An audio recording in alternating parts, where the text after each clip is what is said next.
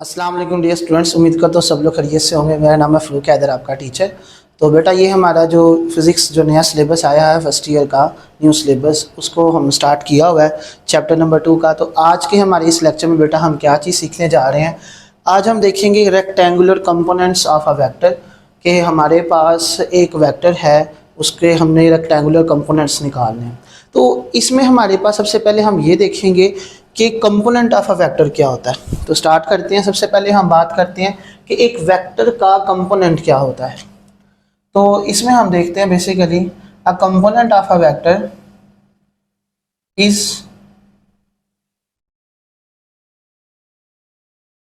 The effective value. ये हमारे पास एक उसी वेक्टर की इफेक्टिव वैल्यू होती है, ठीक है, इन अ गिवन डायरेक्शन।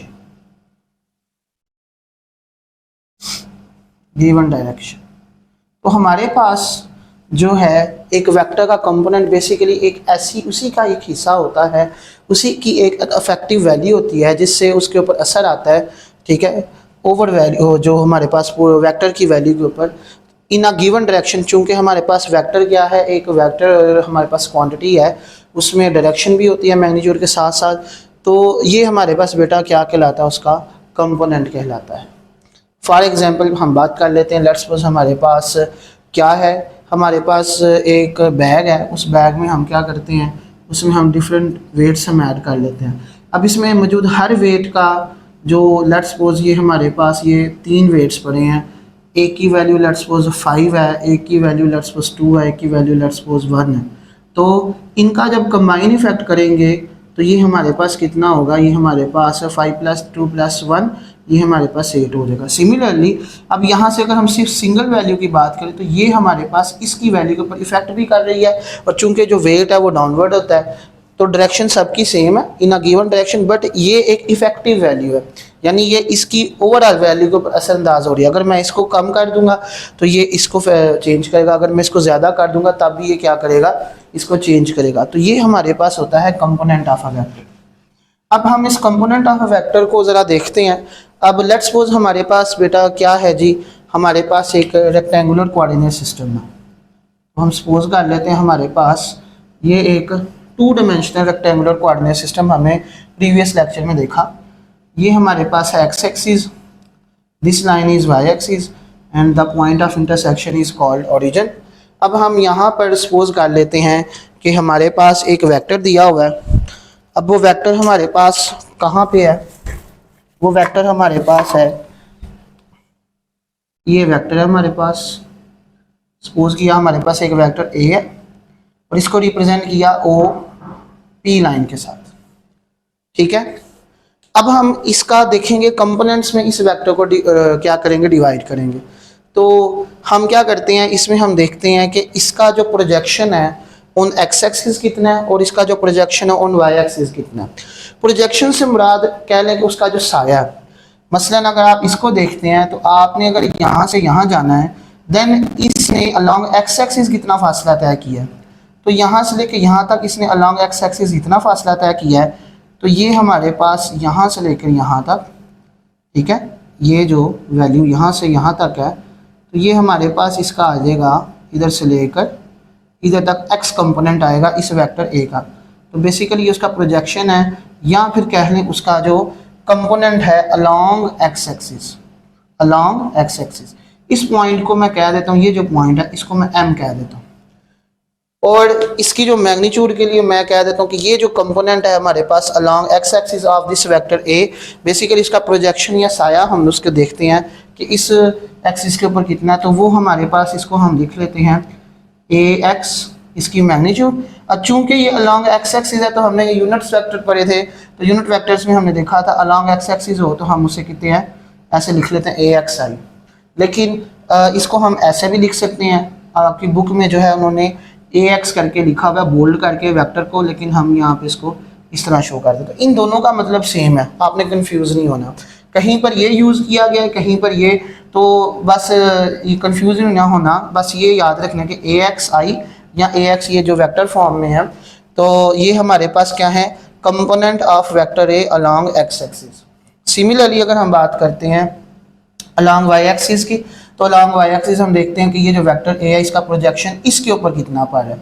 तो अब यहाँ से देखेंगे तो हमारे पास इसकी हाइट कितनी आ रही है, इतनी आ रही है, ठीक है। इस पॉइंट को मैं कह देता हूँ एन, तो यहाँ से लेके यहाँ तक ये जो हमारे पास ओ एन लाइन होगी, ये हमारे पास क्या शो करेगा, y component of vector this vector a. तो इसको मैं लिख लेता हूँ ए वाई जे, यानी A Y is the magnitude of that vector या कंपोनेंट अलोंग वाई एक्सिस, और जो जे है हमारे पास डायरेक्शन शो कर रहा है कि ये कहाँ पे है, अलोंग वाई एक्सिस पे है। अब यहाँ पर इसको ऐसे भी लिखा जा सकता है, यहाँ मैं इसको ऐसे भी लिखूंगा।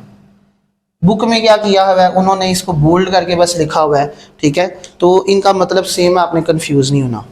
तो ये हमारे पास इसके कंपोनेंट्स आ गए। तो ये हमारे पास इसका X component represented by O M line, and this is the हमारे पास क्या है जी, Y component represented by O N line. अब ये जो वेक्टर है हमारे पास, ये vector A along X axis angle बना रहा है in the anticlockwise direction, वो एंगल थीटा। फिर हम इसमें अब कंसेप्ट यूज करेंगे कौन सा, पैरेलल वेक्टर्स का, यानी मैं यही वेक्टर अगर इधर बना लूँ तो ये हमारे पास क्या है जी, ये पैरेलल वेक्टर होगा। तो ये अगर हमारे पास ए वाई है तो ये भी हमारे पास ए वाई यानी वाई कंपोनेंट के ही जुमे में आएगा, वही आ जाएगा हमारे पास। तो ये दोनों इस तरह पैरेलल है। तो आपने ये चीज़ें याद रखनी है। तो इधर मैं लिख लेता हूँ कि हमारे पास जो फिगर बन रही है इधर गिवन फिगर के अंदर, जो एक्स कंपोनेंट है ओ पी, हमारे पास ये जो लाइन है ये वेक्टर ए के बराबर। इसी तरह ओ एम जो लाइन है यहाँ से यहाँ तक, वो एक्स कंपोनेंट को शो कर रहा है, ए एक्स को। इसी तरह जो वाई कंपोनेंट है वो हमारे पास ओ एन या एम पी लाइन है, तो ये ओ एम या फिर एम पी लाइन है, ये किसको शो कर रही है, वाई कंपोनेंट को, ठीक है। तो ये हमारे पास क्या है जी, हमने एक वेक्टर को उसके कंपोनेंट्स में डिवाइड कर दिया। अब हमारा टॉपिक क्या है, rectangular components of a vector, ठीक है। आप देखें ये जो हमारे पास एक्स एक्सिस है या एक्स कंपोनेंट है और ये हमारे पास वाई कंपोनेंट है, इन दोनों के दरमियान जो एंगल बन रहा है ये वो है 90 डिग्रीज का। तो ऐसे कंपोनेंट्स जिन ऑफ अ वेक्टर जिनके दरमियान आपस में एंगल कितना हो, 90 डिग्रीज का हो, तो वो हमारे पास क्या कहलाते हैं, रेक्टेंगुलर कंपोनेंट्स कहलाते हैं। अब यहाँ पर हम इधर से अगर हम ये लगाएं, एक्स कंपोनेंट को देखें, ये हमारे पास ऐसे जा रहा है और ये हमारे पास हेड टू टेल उसके ऊपर लगाएं तो ये फर्स्ट वेक्टर, और ये हमारे पास दूसरा वेक्टर वाई कंपोनेंट, क्योंकि इसकी जो टेल है पहले वाले वेक्टर के हेड पे आ रही है, ये ऐसे भी हो सकता है, ठीक है। तो लास्ट में क्या किया, एज अ रिजल्टेंट पहले वाला वेक्टर की टेल इसको ज्वाइन किया लास्ट वाले वेक्टर के हेड से। तो हम by head to tail rule अगर इस फिगर को ऊपर लगाते हैं, by head to tail rule, ठीक है, हम देख सकते हैं इसी फिगर के अंदर जो ओ पी लाइन है, जो हमारे पास ओ पी लाइन है या वेक्टर है, वो बराबर है O M line plus O N line, या इधर हम लिख लेते हैं M P line plus M P line, ठीक है। ये हेड टू रूल के मुताबिक इसको हम ऐसे भी लिख सकते हैं, O P line is equals to O M line plus ये हमारे पास चूंकि एम पी ओ एम के बराबर, ये हमारे पास ओ एन के बराबर है, सॉरी ये हमारे पास ओ एन के बराबर है। तो ये हमारे पास क्या होगा जी, ये हमारे पास इसकी जगह हम ये भी लिख सकते हैं, इधर मैं रीज़न लिख लेता हूँ कि हमारे पास ओ एन है वो बराबर होगा एम पी के। अब हम वैल्यूज़ लगा देते हैं तो हमारे पास आएगा ओ पी लाइन हमारे पास गिवन है वो वेक्टर ए के बराबर है, ओ एम लाइन हमारे पास ए एक्स वेक्टर के बराबर है, प्लस एम पी जो लाइन है वो वाई कंपोनेंट के बराबर है। तो हमारे पास हमें नज़र आ रहा है कि ये जो वेक्टर ए है, इन दोनों वेक्टर्स का जो एक्स कंपोनेंट और इनके जो वाई कंपोनेंट्स हैं उनको हम ऐड करें तो हमारे पास ये वेक्टर ए आ रहा है हमारे पास। तो ये हमारे पास by head to tail rule, यानी हमने एक वेक्टर को उसके कंपोनेंट्स में डिवाइड कर दिया। तो इस तरह हमारे पास ये जो ए एक्स और ए वाई चूँकि ये एक दूसरे के परपेंडिकुलर हैं, तो इनको हम क्या कहेंगे, rectangular components of a vector बोलेंगे। अब बेटा हमारे पास इसका जो नेक्स्ट हिस्सा आता है हमने इन कंपोनेंट्स की मदद से की वैल्यूज़ निकालनी है। यानी हमें क्या दिया होगा, वेक्टर दिया हो, हमने उसकी मदद से ये एक्स कंपोनेंट और वाई कंपोनेंट निकालना है। तो पहले मैं यही डायग्राम इधर बना लेता हूँ। तो ये हमारे पास सपोज कर ले, इधर से ना मैं बस ये वाला हिस्सा बनाऊंगा। ये हमारे पास ट्राइंगल है ओ एम पी, तो ये मैं ट्राइंगल बना लेता हूँ।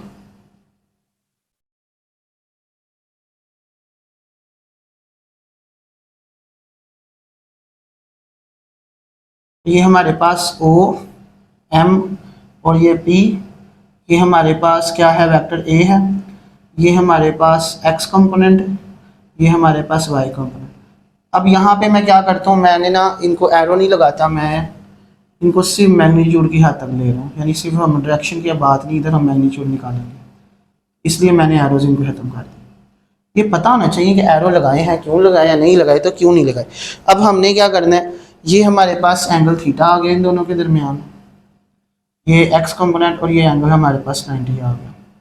तो इनकी इस फिगर की मदद से हम क्या करेंगे, अब इसके कंपोनेंट्स निकालेंगे। यानी हमें क्या दिया हुआ है, हमें दिया हुआ है ये वेक्टर ए, इससे हमने अब ये निकालना है और ये वाला कंपोनेंट निकालना है। तो सबसे पहले बात कर लेते हैं, हमारे पास इधर ही मैं लिख लेता हूँ जो ये फिगर है, in triangle O M P हमारे पास ओ एम जो है वो बराबर है ए एक्स के। मैंने सिर्फ मैग्नीट्यूड फॉर्म लिया है इन कंपोनेंट्स की और वेक्टर की भी। और दूसरा बेटा हम क्या करेंगे, इनका हम ये एम पी जो लाइन है ये हमारे पास बराबर आ रही है ए वाई के, ठीक है। कहीं पे वो रेफरेंस के लिए इस लाइन को ओ एन को भी यूज़ कर सकता है, तो वो भी हमारे पास ये मैंने जो लिखा है ए वाई के बराबर होगा, तो वो भी ओ हो सकता है। इसी तरह हमारे पास इस फिगर में इस तरह है। अच्छा, कंसेप्ट आपने देखना है, इसमें नाम से कोई फ़र्क नहीं पड़ता।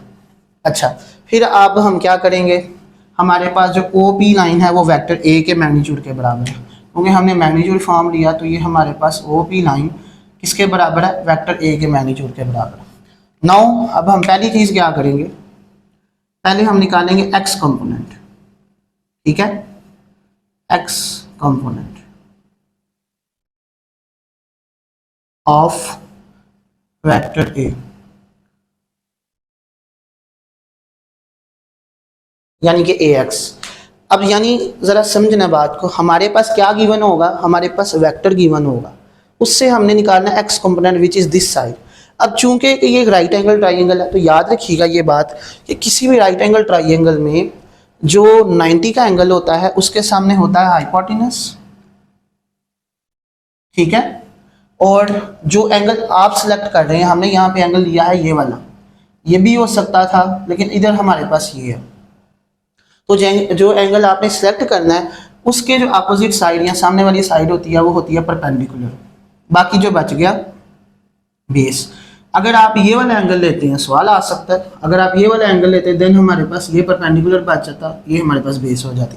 बट यहाँ पे इसके मुताबिक देख रहे हैं तो ये परपेंडिकुलर, ये बेस। अब ज़रा बात समझनी है, हमने निकालना है एक्स कंपोनेंट ए एक्स, यानी ये बेस वाली साइड निकालनी है। और हमारे पास गिवन क्या होगा, ये वाला वेक्टर गिवन होगा। तो हम ट्रिग्नोमेट्रिक रेशियोज यूज़ करेंगे। इसमें हम कौन से वाला ट्रिग्नोमेट्रिक रेशियो यूज़ कर सकते हैं, कॉज वाला, ठीक है।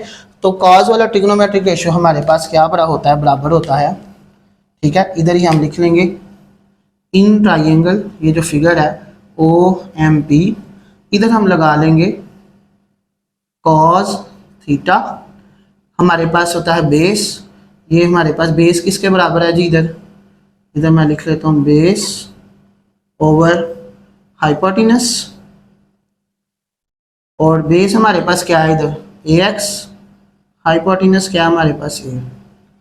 अब यहाँ पे इसकी जगह मैं ये भी लिख सकता हूँ कि ये हमारे पास ओ एम लाइन के बराबर था और ये हमारे पास ओ पी लाइन के बराबर था, इस तरह। तो अब हम बस इन दोनों का रिलेशन देखेंगे। तो हमारे पास कॉस थीटा हम लिख सकते हैं क्या, ए एक्स ओवर ए। यहाँ से हमें निकालना क्या है, ये ए एक्स निकालना, तो ये जो ए इधर आके मल्टीप्लाई हो जाएगा, तो इसके बाद हमारे पास ए एक्स आ जाएगा a into cos of theta. इसका मतलब ये है कि आपके पास क्या दिया गया हो, आपके पास वेक्टर दिया गया हो और आपके पास उसका एंगल दिया हो यानी डायरेक्शन दी हो, मैग्नीट्यूड और डायरेक्शन दी गई हो, तो आप इस फार्मूले में प्लग इन करके इसका एक्स कंपोनेंट इस फार्मूले की मदद से निकाल सकते हो। तो यही हमने इसमें पहले करना था। अब हम बात कर लेते हैं इसके दूसरे कंपोनेंट की बात करते हैं। दूसरा कंपोनेंट हमारे पास क्या है? दूसरा कंपोनेंट हमारे पास ये ए वाई, और ये हमारे पास क्या है basically y component of vector a. ये हमारे पास वाई कंपोनेंट है। तो इसी ट्राइंगल में हम देखेंगे in triangle O M P. अब ज़रा गौर करिएगा, अब हमने क्या करना है, हमने ये वाला कंपोनेंट निकालना है, और हमारे पास गिवन कौन सा, ये वाला कंपोनेंट, यानी जो हमारे पास ये साइड गिवन है, वेक्टर गिवन है, एंगल गिवन होगा, हमने ये निकालना है। तो हम ऐसी रेशियो यूज़ करेंगे जो हमारे पास हाइपोटेनस और परपेंडिकुलर को रिलेट करती है। तो हमारे पास हम यूज़ कर सकते हैं इसमें साइन थीटा को यूज़ कर सकते हैं। तो साइन थीटा हमारे पास बराबर होती है परपेंडिकुलर ओवर हाइपोटेनस। परपेंडिकुलर क्या है हमारे पास, इधर परपेंडिकुलर है जी हमारे पास इधर एम पी, और हाइपोटेनस हमारे पास ओ पी के बराबर है। ये हमारे पास वैल्यू बन जाएगी साइन थीटा एम पी किसके बराबर है, यानी जो हमारे पास परपेंडिकुलर है वो ए वाई के बराबर है, और हमारे पास ये जो वैल्यू है ओ पी वो हमारे पास ए के बराबर। यहाँ से अगर हम निकालें ए वाई, तो ए वाई हमारे पास आ जाएगा a into sine of theta. तो ये हमारे पास आ जाएगा formula for y component of vector. ये हमारे पास जो ए है, यानी हमारे पास वेक्टर ए का मैग्नीट्यूड और डायरेक्शन दी गई हो, तो इसकी मदद से हम उसका वाई कंपोनेंट की वैल्यू इजीली निकाल सकते हैं। सिमिलरली हमारे पास इसकी मदद से हम एक्स कंपोनेंट की वैल्यू निकाल सकते हैं। तो ये हमारे पास जो हिस्सा था, यहाँ पे हमने सीखा कि वेक्टर दिया हुआ है और इसकी यानी मैग्नीट्यूड डायरेक्शन दी हुई है, हम उससे उसके कंपोनेंट्स कैसे निकाल सकते हैं। नेक्स्ट हम बात करेंगे कि हमारे पास कंपोनेंट्स दिए हुए हैं, यानी ये दो कंपोनेंट्स की वैल्यूज दी होंगी, हमने उससे वेक्टर्स बनाने हैं। तो determination of vector from its rectangular, यहाँ कंपोनेंट्स की बात कर लेते हैं। तो यहाँ पर भी हम ना सेम यही फिगर ड्रा करेंगे। अगर आपको डायग्राम समझ आ गई तो देन आपके लिए आसान हो जाएगा। तो ये हमारे पास हो जाएगा कुछ इस तरह। ये हमारे पास था O, ये M, ये P, ये हमारे पास जो है A, AX, AY, 90 का एंगल, थीटा। तो ये हमारे पास इस तरह काम करते हैं। इसी तरह हमने देखा था एंगल चूंकि ये है, इसके सामने क्या होगा परपेंडिकुलर, 90 के सामने क्या होगा हाइपोटेनस, बाकी जो बच गई बेस बच गई। अब बेटा इसमें हम वही चीज़ दोबारा से इधर मेंशन कर लेंगे। इस ट्राइंगल में हमारे पास क्या क्या चीज़ें हैं। इन ट्राइंगल क्या करेंगे जी, ओ एम पी, इसमें हम देखेंगे ओ एम हमारे पास बराबर है ए एक्स के, एम पी जो लाइन है वो हमारे पास बराबर है ए वाई के, और जो ओ पी लाइन है वो हमारे पास बराबर है ए के मैग्नीट्यूड के। अब हम पहले चीज़ हम क्या निकालेंगे, देखें वेक्टर बनाना है। वेक्टर बनाने के लिए हमारे पास दो चीज़ें चाहिए, एक तो मैग्नीट्यूड चाहिए और दूसरी डायरेक्शन चाहिए। तो सिंपली हम पहले निकालेंगे मैग्नीट्यूड। तो हमारे पास क्या है जी, पहले नंबर पे मैग्नीट्यूड ऑफ वेक्टर ए, ये जी हमने निकालना है पहले। तो इसके लिए हम क्या करेंगे, हम इसी ट्राइंगल में बात करते हैं। इन ट्राइंगल जो हमारे पास ओ एम पी है, अब ज़रा गौर करिएगा, हमारे पास कंपोनेंट्स दिए होंगे। यहाँ पे कंपोनेंट्स तो निकाले थे ना वेक्टर से, यहाँ पे क्या करना है कंपोनेंट्स दिए होंगे, वेक्टर निकालना है। तो मैग्नीट्यूड निकालने के लिए इसका मतलब ये है कि हमारे पास ये वाली साइड दी होगी, ये वाली साइड दी होगी, और हमने क्या निकालनी है, ये वाली साइड निकालनी, यानी परपेंडिकुलर और हाइपोटेनस जो बेस हमारे पास गिवन है, हाइपोटेनस हमने निकालना है। तो हम इसके लिए एक ऐसा रिलेशन यूज़ करेंगे जो हमारे पास इस्तेमाल होता है, वो हमारे पास जो इनको रिलेट करता है वो है बाय पाइथागोरियन थ्योरम। पाइथागोरस भी कहते हैं, पाइथागोरियन भी कहते हैं। वो इसके मुताबिक क्या होता है कि जो हमारे पास हाइपोटेनस है उसका स्क्वायर वो बराबर होता है बेस का स्क्वायर प्लस परपेंडिकुलर स्क्वायर, इनके बराबर होता है। वैल्यूज़ प्लग इन करें हाँ ज़रा। तो जब हम वैल्यूज़ प्लग इन करते हैं तो हमारे पास आ जाता है क्या, हाइपोटेनस क्या हमारे पास ओ पी का स्क्वायर, बेस क्या है हमारे पास ये ओ एम का स्क्वायर प्लस परपेंडिकुलर क्या है हमारे पास एम पी का स्क्वायर। तो इसमें हम वैल्यूज बस प्लग इन कर देंगे। ओ पी हमारे पास क्या है, एक वेक्टर, इसका स्क्वायर यानी मैग्नीट्यूड, ओ एम किसके बराबर हो, ए एक्स का स्क्वायर और ये ए वाई का स्क्वायर। तो ये हमारे पास इस तरह आ जाएगा। अब चूंकि हमने इसका मैग्नीट्यूड का क्या करना है, निकालनी है वैल्यू, तो इधर हम स्क्वायर रूट ले लेंगे तो हमारे पास आ जाएगा करके क्या जी, ये हमारे पास आ जाएगा a is equals to square root of क्या आ जाएगा, ए एक्स का स्क्वायर जमा ए वाई का स्क्वायर। तो ये हमारे पास आ जाएगा फार्मूला फॉर मैग्नीट्यूड। यानी आपके पास दो कंपोनेंट्स की वैल्यूज गिवन है और इसमें आप क्या कर सकते हैं, इसमें आप इजीली इस वेक्टर जो क्या है उसकी ए की मैग्नीट्यूड इजीली फाइंड कर सकते हैं। नेक्स्ट जो दूसरी चीज़ कंप्लीट हमारे पास लास्ट आती है इसमें, जो क्या है हमारे पास इसका डायरेक्शन। नहीं, वेक्टर को निकालने के लिए हमें क्या चाहिए, मैग्नीट्यूड के साथ साथ डायरेक्शन भी चाहिए। तो डायरेक्शन ऑफ वेक्टर ए, तो डायरेक्शन के लिए हम क्या करेंगे, इसी ट्राइंगल से बात शुरू करेंगे। तो यहाँ पे हमारे पास in triangle O M P, अब ज़रा गौर करिएगा हमने रिलेशन कौन से वाला यूज़ करना है। देखिए हमारे पास गिवन होंगे कंपोनेंट्स, यानी ये बेस और परपेंडिकुलर, हमने निकालना है जो डायरेक्शन होती है वो हमने देखा था टू डायमेंशनल में। ये टू डायमेंशनल सिस्टम है यानी दो दो कंपोनेंट्स हैं हमारे पास, तो ये थीटा हमारे पास इसमें शो करता है डायरेक्शन को। तो हमने बेसिकली इधर क्या निकालना, थीटा की वैल्यू। तो ऐसा रिलेशन जो कि इन दोनों को रिलेट करे, परपेंडिकुलर और जो बेस है, वो हमारे पास होता है tan थीटा। तो हमारे पास आ जाएगा tan theta is equals to, perpendicular क्या होता है हमारे पास, यहाँ पे हमारे पास tan थीटा होता है हमारे पास परपेंडिकुलर ओवर बेस के बराबर होता है। अच्छा, अब यहाँ पे हम देख लेते हैं tan हमारे पास, देखें परपेंडिकुलर कौन सी लाइन है, परपेंडिकुलर हमारे पास है MP और ये हमारे पास बेस क्या है हमारे पास OM है। तो ये हमारे पास कर आके आ जाएगा MP line over OM line. और इसके बाद अगर इसमें वैल्यू प्लग इन करें तो ये हमारे पास आ जाएगा tan थीटा, MP हमारे पास यानी क्या है परपेंडिकुलर AY और बटा AX। अब यहाँ से हमने निकालना थीटा, तो ये tan इधर आके इन्वर्स हो जाएगा, तो थीटा हमारे पास बराबर आ जाएगा tan inverse of AY over AX। तो ये हमारे पास फार्मूला यूज़ करेंगे फॉर द डायरेक्शन।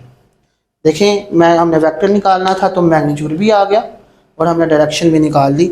तो इसकी मदद से हम क्या कर सकते हैं कि अगर हमारे पास एक वेक्टर्स दिया गया हो, उसके कंपोनेंट्स यानी दिए गए हों, तो हम देन इजीली एक वेक्टर हासिल कर सकते हैं by using these two formulas, उसकी डायरेक्शन और मैग्नीट्यूड फाइंड करके।